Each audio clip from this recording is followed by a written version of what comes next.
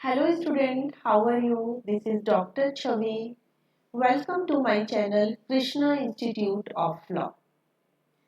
आज के लेक्चर में हम बात करेंगे नेचुरल जस्टिस का एक प्रिंसिपल है नेमो जुडस इन कॉसा सुआ। This is very important principle और ये काफ़ी बार एग्जामिनेशन में पूछा जा चुका है।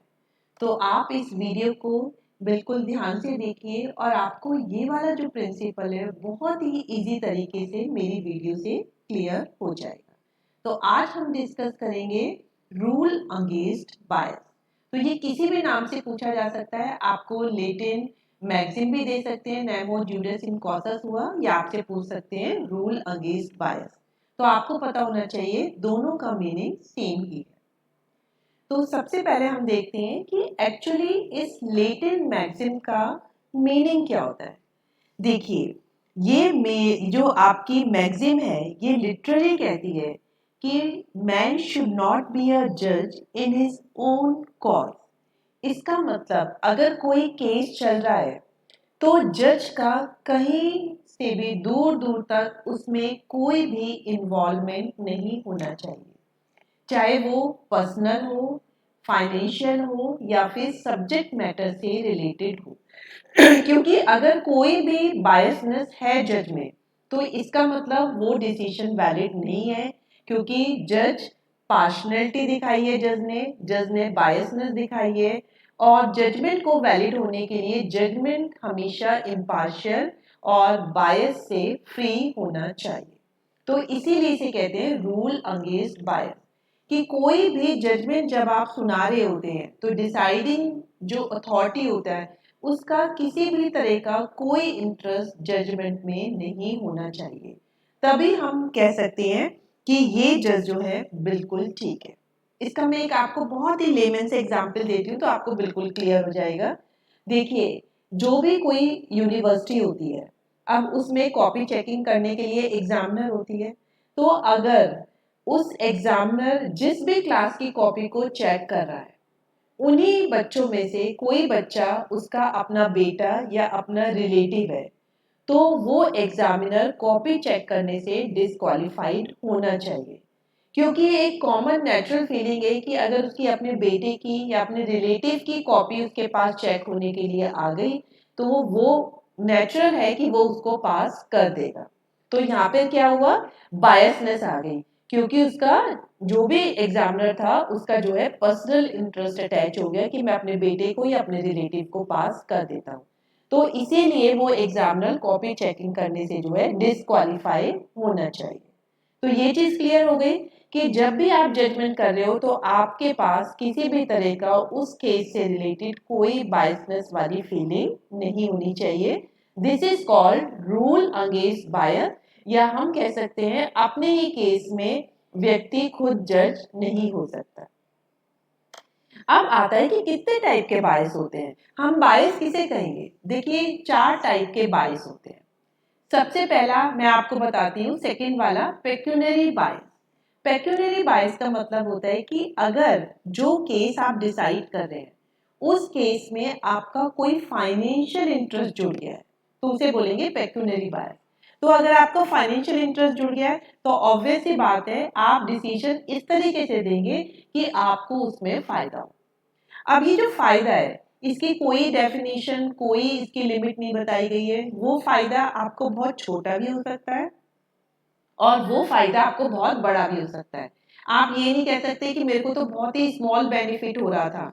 तो ये कोई भी एक्सक्यूज नहीं है, बेनिफिट स्मॉल हो या फिर बिग हो, लेकिन अगर बेनिफिट हो रहा है तो इसका मतलब आपका जजमेंट बायस ही माना जाएगा। तो आपके जो भी डिसीजन है उसे चैलेंज कर सकते हैं और उस जजमेंट को इनवैलिड करार दे सकते हैं। इसका बहुत अच्छा केस है J Mohapatra and company versus state of Orissa. इसमें क्या हुआ, ये जो स्टेट की गवर्नमेंट थी उसने एक सिलेक्शन कमेटी बनाई। उसने कहा कि आपको कुछ बुक्स जो आपके गवर्नमेंट स्कूल है उन्हें रेफर करवानी है, कि किन किन ऑथर की हम बुक्स रेफर कराएं और किस किस पब्लिशर की बुक्स को हमें रेफर कराना है। तो आप हमें एक लिस्ट ऑफ ऑथर और लिस्ट ऑफ पब्लिशर बता दीजिए। हम वही किताबें स्कूल में लगाएंगे। अब सिलेक्शन कमेटी में कुछ मेंबर ऐसे थे जो खुद भी ऑथर थे, उन्होंने ही बुक लिख रखी थी और उनकी बुक्स को भी उनको कंसीडर करना था कि क्या हम इन्हें स्कूल में लगवाएं या नहीं लगवाएं। अब उन लोगों ने अपनी ही बुक को रिकमेंड कर दिया। ऑब्वियस सी बात है, क्योंकि अगर उनकी बुक स्कूल में चलेगी तो बुक्स ज्यादा खरीदी जाएगी, तो उनको जो है मॉनेटरी बेनिफिट होगा। तो फिर इस डिसीजन को जो है चैलेंज किया गया सिलेक्शन कमेटी के कि ये जो है ये वाला डिसीजन दे ही नहीं सकती। तब कोर्ट ने कहा कि बिल्कुल ठीक है, यहाँ पे आपका क्या है, पेक्यूनरी बाइस है कि जो आपको रिकमेंड जिन बुक के लिए कर रहे हैं वो खुद ही उस सिलेक्शन कमेटी के मेंबर हैं। तो जो मेंबर हैं वो अपनी ही लिखी हुई बुक को रेफर करेंगे और उनको उससे फायदा होगा। तो इट मीन्स दोनों काम एक साथ नहीं चल सकते। तो यहाँ पे सिलेक्शन कमेटी के जो मेंबर थे उनका पेक्यूनरी बायस है, तो वो अपनी बुक को रिकमेंड करने के लिए खुद मेंबर नहीं बन सकते। क्लियर हो गया आपको पेक्यूनरी बायस। अब सेकंड है आपका पर्सनल बायस। पर्सनल बायस का क्या मतलब होता है, अगर केस में दो पार्टी होती है, एक प्लेंटिफ होता है और एक आपका डिफेंडेंट होता है। अगर आप किसी भी पार्टी से, आपका दोस्ताना है या आप उनके फ्रेंड रिलेटिव हैं या फिर आपको उनसे पर्सनल ग्रजेस हैं या आपको प्रोफेशनल राइवलरी है, एनमिटी है, मतलब कुछ भी है, तो अगर आपको उनकी तरफ फेवरेटिज्म है या एनिमिटी है तो फिर आपका पर्सनल बायस वहां पे पिक्चर में प्ले करने लगता है। तो आपको जो भी डिसाइड करोगे आप ये सोच के करोगे कि ये मेरा दुश्मन है, मैं इसके अगेंस्ट में डिसीजन दे देता हूँ, या ये मेरा दोस्त है तो मैं इसके फेवर में डिसीजन देता हूँ। तो नेचुरल फीलिंग है ये तो बिल्कुल। तो इसलिए आपका जो जजमेंट होगा उस वक्त बायस हो जाएगा। ठीक है, तो अगर आपका पर्सनल बायस आ गया है तो फिर वो डिसीजन आपका जो है चैलेंज किया जा सकता है, वो बिल्कुल भी नहीं माना जाएगा। तो इसका बहुत अच्छा केस है मानक लाल वर्सेस प्रेमचंद। ठीक है, इस केस में डॉक्टर प्रेमचंद था, उसने एक हाई कोर्ट का एडवोकेट था, उसके अगेंस्ट कोर्ट में केस फाइल किया कि इसने प्रोफेशनल मिसकंडक्ट किया। ठीक है, डॉक्टर प्रेमचंद ने जो हाई कोर्ट का एडवोकेट था उसके अगेंस्ट केस फाइल किया कि इस एडवोकेट ने प्रोफेशनल मिसकंडक्ट किया गया। अब कोर्ट ने एक ट्रिब्यूनल बनाई, उस ट्रिब्यूनल का जो चेयरमैन था वो senior advocate general of Rajasthan था। अब उसने डिसीजन जो है वो डॉक्टर प्रेमचंद की फेवर में दे दिया। अब ये इसमें चैलेंज किया गया उसके डिसीजन को कि ये जो सीनियर एडवोकेट है, जो चेयरमैन है उस ट्रिब्यूनल का, उसने पहले भी प्रेमचंद का केस लड़ा है, तो इसका मतलब उसकी तो उससे प्रोफेशनल कांटेक्ट है और अब वो दोबारा से प्रेमचंद के फेवर में डिसीजन दे रहा है। तो यहाँ पे जो चेयरमैन है, जो सीनियर एडवोकेट है, उसका पर्सनल बायस है, तो वो इस केस में डिसीजन नहीं दे सकता क्योंकि उसका डिसीजन जो है बायस है। तब कोर्ट ने कहा कि हमने जो देखा है कि प्रेमचंद का एडवोकेट जनरल जो था, जो उस ट्रिब्यूनल का चेयरमैन था, उसे तो ये भी नहीं याद भी नहीं है कि उसने उसका केस कब लड़ा था, ना ही वो उसके पर्सनल कांटेक्ट, फोन में जो पर्सनल कांटेक्ट की डायरी होती है, ना ही उसका उसमें नेम मेंशन है, ना ही उसका उससे कोई रिलेशन ताल्लुकात है, और उसको नाम तक नहीं याद है और ना ही ये याद है उसने कभी केस लड़ा था, क्योंकि वो बहुत ही फेमस एडवोकेट थे, उन पे तो हजारों केस आते हैं। अब ये थोड़ी ना होता है कि एडवोकेट एक बार पार्टी का केस लड़ गया तो दोबारा वो किसी भी कैपेसिटी में उसको रिप्रेजेंट ही नहीं कर सकता। तो कोर्ट ने कहा कि ऐसे केस में हम ये नहीं मान सकते कि यहाँ पे पर्सनल बायस आ रहा है, तो हम उसके डिसीजन को चैलेंज करें, क्योंकि एक एडवोकेट हजारों केस देखता है तो उसको जरूरी नहीं कि उसके उससे पर्सनल कांटेक्ट ही डेवलप हो जाए, वो एक प्रोफेशनल कैपेसिटी में वर्क करता है, तो यहाँ पे पर्सनल बायस को नहीं माना गया। नेक्स्ट है आपका सब्जेक्ट मैटर बायस। सब्जेक्ट मैटर का मतलब होता है कि अगर जज का या डिसाइडिंग अथॉरिटी का डायरेक्टली इनडायरेक्टली केस के सब्जेक्ट मैटर में कोई भी इन्वॉल्वमेंट है तो माना जाएगा कि उसको सब्जेक्ट मैटर से रिलेटेड बायस है, उसके डिसीजन को हम चैलेंज कर सकते हैं। तो सब्जेक्ट मैटर में इन्वॉल्वमेंट चाहे डायरेक्टली हो चाहे इनडायरेक्टली हो, वो सब्जेक्ट मैटर बायस कहलाता है। और अगर सब्जेक्ट मैटर बायस डिसाइडिंग ऑफिसर का है केस में, तो फिर उसके डिसीजन को इस बायस के ऊपर चैलेंज कर सकते हैं। इसमें एक बहुत अच्छा केस था T Govind Raja versus state of Tamil Nadu. कौन सा केस था ये? T Govind Raja versus state of TN या तमिलनाडु। इस केस में क्या था, जो स्टेट गवर्नमेंट थी उन्होंने कहा कि हम जो है रोड ट्रांसपोर्ट को नेशनलाइज करेंगे। ठीक है, तो स्टेट गवर्नमेंट ने कहा कि हम रोड ट्रांसपोर्ट को नेशनलाइज करेंगे, तो हमें इसकी एक फ्रेमवर्क बनाना है, एक पॉलिसी बनानी है कि हमें कैसे कैसे नेशनलाइज करना है। तो उन्होंने एक कमेटी बनाई, उस कमेटी में होम सेक्रेटरी भी एक मेंबर था। ठीक है, कि कैसे कैसे हमें उसका फ्रेमवर्क बनाना है नेशनलाइजेशन का। अब वो जो थी कमेटी ने जो था फ्रेमवर्क बना दिया नेशनलाइज का, और वो नेशनलाइजेशन की प्रोसेस को जो है पूरा का पूरा फाइनलाइज भी उन्होंने कर दिया कि इस तरीके से इसको इम्प्लीमेंट किया जाएगा। अब जो है उसके अगेंस्ट ऑब्जेक्शन की भी अलाउ किया गया। अब ऑब्जेक्शन को सुनने का जो दायित्व था वो उसी होम सेक्रेटरी का था, जो उस मतलब जिस जिस कमेटी ने पॉलिसी बनाई थी उसका वो मेंबर भी था, और उसी को नेशनलाइजेशन के अगेंस्ट ऑब्जेक्शन सुनने का भी अधिकार दिया गया होम सेक्रेटरी को। तो अब जो है इसके अगेंस्ट जो है चैलेंज किया गया कि हाँ, तो सब्जेक्ट मैटर बायस है कि जो होम सेक्रेटरी था जिसने ये पॉलिसी बनाई नेशनलाइजेशन की, वो उस कमेटी का भी मेंबर था और वही उसके अगेंस्ट जो है ऑब्जेक्शन को भी सुन रहा है, तो डायरेक्टली इनडायरेक्टली उस मेंबर का इंटरेस्ट हो गया। तो कोर्ट ने कहा कि यहाँ हम ये नहीं मानेंगे कि ये सब्जेक्ट मैटर बायस है, क्योंकि सबसे पहले तो कमेटी में वो सिर्फ एक मेंबर की पोजीशन पे थे और उसमें और भी बहुत सारे मेंबर थे। तो जब भी कोई पॉलिसी फाइनल होती है तो वो मेजॉरिटी के हिसाब से होती है, वोटिंग राइट में मेजॉरिटी की बात मानी जाती है, खाली एक मेंबर की बात नहीं मानी जाती।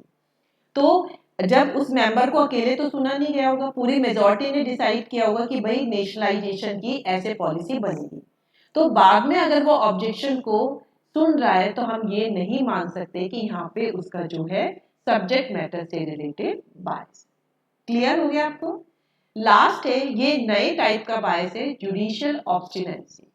ठीक है, इसमें क्या होता है कि अगर किसी जज ने कोई केस में डिसीजन दिया और उसके हायर कोर्ट ने उस जजमेंट को जो है सेट असाइड कर दिया या नहीं माना, तो फिर उस जज की ये रिस्पॉन्सिबिलिटी बन जाती है, ये उसका ऑब्लिगेशन हो जाता है कि वो अब उसी जजमेंट को दोबारा से या आगे की कोलेटरल प्रोसीडिंग में ना तो रीराइट कर सकता है ना ही ओवर रूल कर सकता है। इसका मतलब जो उसका सुपीरियर कोर्ट था उसने जो ऑर्डर दिया है उस जजमेंट के अगेंस्ट, उसको पार्टी को तो बाइंडिंग होता ही होता है, साथ में उस जज के लिए भी बाइंडिंग हो जाता है कि वो अपने सुपीरियर कोर्ट के जजमेंट को मानेगा मानेगा। तो इसे बोलते हैं जुडिशियल ऑब्स्टिनेंसी। तो आपको बायस क्लियर हो गए? तो चार तरह के बायस होते हैं: पर्सनल बायस, पेक्यूनरी बायस, सब्जेक्ट मैटर बायस और जुडिशियल ऑब्स्टिनेंसी। पर्सनल में वो किसी के साथ अगर उसको ग्रजेस है या प्रोफेशनल राइवलरी है, फ्रेंड है, रिलेटिव है, तो माना जाएगा पर्सनल बाइस है, तो उसके डिसीजन को हम चैलेंज कर सकते हैं। पेक्यूनरी में चाहे छोटा हो चाहे बड़ा हो, उसको कोई मॉनिटरी बेनिफिट जज को उस केस से नहीं होना चाहिए।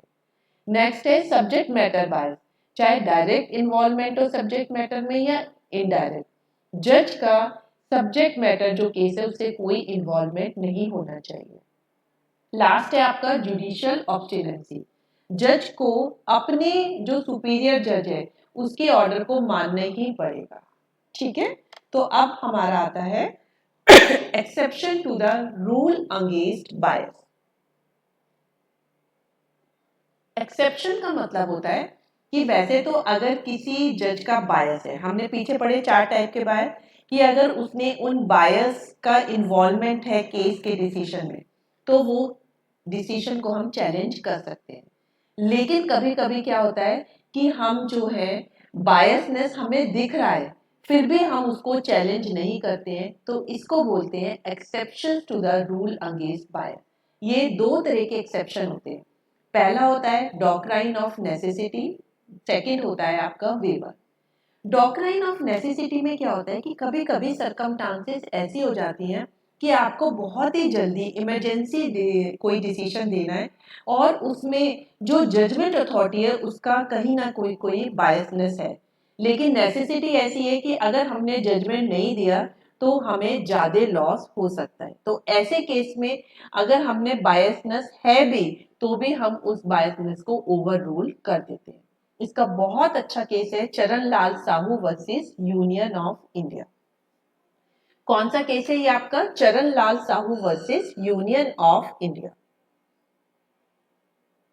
इस केस में क्या हुआ था आपको पता होगा कि भोपाल गैस ट्रेजेडी हुई थी। यूनियन कार्बाइड कंपनी थी, वहां से गैस का रिसाव हुआ था। तो इससे काफी सारे लोगों को जो है प्रॉब्लम हो गई थी। तो इस केस में क्या हुआ, और जो यूनियन गवर्नमेंट थी वहां की, उसके इस यूनियन कार्बाइड कंपनी में जो सेंट्रल गवर्नमेंट थी 22% के शेयर थे। अब गवर्नमेंट ने मतलब क्या किया कि जो सेंट्रल गवर्नमेंट थी उसको रिप्रेजेंटेटिव बनाया सारे विक्टिम्स का, कि ये रिप्रेजेंट करेगी सेंट्रल गवर्नमेंट, क्योंकि यही सॉवरेन बॉडी है, हम इसी पे ट्रस्ट कर सकते हैं। तो सेंट्रल गवर्नमेंट जितने भी विक्टिम है उन्हें रिप्रेजेंट करेगी कि उन्हें कंपनसेशन मिलना चाहिए। तो चैलेंज किया गया कि सेंट्रल गवर्नमेंट जो है विक्टिम को जो है रिप्रेजेंट नहीं कर सकती, कि एक तरफ तो वो ये रिप्रेजेंट कर रही है कि किस किस को कितना कितना कंपनसेशन मिलना चाहिए, दूसरी तरफ जो कंपनी कंपनसेशन देगी उसी कंपनी में सेंट्रल गवर्नमेंट के भी शेयर है। तो इसका मतलब सेंट्रल गवर्नमेंट तो सोचेगी कि कम से कम कंपनसेशन देना पड़े, और इसलिए यहाँ पे दोनों के जो कॉन्फ्लिक्ट है वो कॉन्फ्लिक्ट जो है आ रहे हैं, तो इससे बायसनेस आ जाएगी। तो सेंट्रल गवर्नमेंट जब भी विक्टिम का केस रिप्रेजेंट करेगी तो वो ठीक से उनको रिप्रेजेंट नहीं करेगी। तब कोर्ट ने डिसाइड किया कि यहाँ पे ये बात बिल्कुल ठीक है कि वो थोड़ी बहुत बायस, हम ये सोच सकते हैं कि ये बायसनेस आ सकता है, लेकिन इस केस में हमें बहुत जल्दी डिसीजन दिया है क्योंकि बहुत सारे विक्टिम है और उन्हें बहुत ज्यादा जो है हार्मफुल इफेक्ट हुए हैं। तो जल्दी से जल्दी उन्हें कंपनसेशन देना है और जल्दी से जल्दी हमें केस को जो है सुनवाई करनी है ताकि लोगों को रिहेबिलिट किया जा सके। तो ऐसे केस में अगर बायस भी है तो हम इस बायस को ध्यान में नहीं देंगे। सेंट्रल गवर्नमेंट ही सबसे अच्छी बॉडी है जो कि विक्टिम को जो है रिप्रेजेंट कर सकती है। तो यहाँ पे डॉक्ट्राइन ऑफ नेसेसिटी लगाया गया और उसमें अगर बायसनेस की फीलिंग भी थी तो भी उसको ओवर रूल कर दिया गया। तो ये एक्सेप्शन था डॉक्ट्राइन ऑफ नेसेसिटी का। सेकंड आता है वेवर। वेवर में होता है कि अगर कोई जजमेंट में आपको लग रहा है बायसनेस है, लेकिन फिर भी आप उसके अगेंस्ट कोई ऑब्जेक्शन नहीं करते हो और आप आगे की प्रोसीडिंग्स को कंटिन्यू करते हो, तो ये माना जाता है कि आपको पूरी अपॉर्चुनिटी थी कि आप उस बायस के अगेंस्ट ऑब्जेक्शन रेज करते, लेकिन आप ऑब्जेक्शन रेज ना करके टाइम लिमिट में आप उस प्रोसीडिंग्स को, कोर्ट की प्रोसीडिंग्स को आगे बढ़ने देते हैं। तो इससे ये पता चलता है कि आपने अपना रूल अगेंस्ट बायस के अंदर आप जो ऑब्जेक्शन कर सकते थे डिसीजन के अगेंस्ट उसको आपने वेव कर दिया है, मीन्स छोड़ दिया ये वाला राइट। तो फिर बाद में जब फाइनल प्रोसीडिंग्स का जजमेंट आएगा उस वक्त आप ये नहीं कह सकते कि ये वाला डिसीजन तो बायस है या ये इम्पार्शियल नहीं है, क्योंकि आपने अपना राइट ऑब्जेक्शन करने का खुद ही छोड़ दिया। तो क्लियर हो गया आपको कि दो तरह के एक्सेप्शन होते हैं रूल अगेंस्ट बायस के। एक तो डॉक्ट्राइन ऑफ नेसेसिटी, कि अगर जल्दीबाजी में आपको कोई डिसीजन देना है, अगर उसमें आपको लगता है कि बायसनेस हो सकती है, फिर भी आप उसको ध्यान नहीं देंगे। दूसरा, अगर पार्टी जो बायस के अगेंस्ट ऑब्जेक्शन रेज कर सकती थी टाइम लिमिट में, लेकिन वो खुद ही ऑब्जेक्शन रेज नहीं करती और आगे की प्रोसीडिंग्स करती रहती है, कंटिन्यू करती रहती है, तो फाइनल ऑर्डर के टाइम आप ये नहीं कह सकते कि यहाँ पे बायस है डिसीजन या यहाँ पे इम्पार्शियलिटी, वो मतलब इम्पार्शियल डिसीजन नहीं है, पार्शलिटी हुई है। तो इसके दो ही एक्सेप्शन होते हैं, doctrine of necessity and waiver. और इसका लीडिंग केस भी मैंने आपको बता दिया, Charan Lal Sahu versus Union of India. तो ये बहुत ही इंपॉर्टेंट टॉपिक है कि रूल अगेंस्ट बायस का, ये एग्जाम में जरूर पूछा जाता है। आई डू होप कि आपके मेरे इस वीडियो से आपके सारे डाउट क्लियर हो गए होंगे और बहुत इजी तरीके से आपको ये समझ में आ गया होगा। अगर आपको ये क्लियर हो गया, आप चाहें तो अपने फ्रेंड्स को भी ये शेयर कर सकते हैं ताकि उनको भी जो है इस वीडियो से बेनिफिट हो। अगर आपको मेरा ये वीडियो अच्छा लगा तो आप मेरे चैनल को सब्सक्राइब जरूर करिए और इस वीडियो को अपने फ्रेंड सर्कल में शेयर जरूर करिए। So that's all for today video.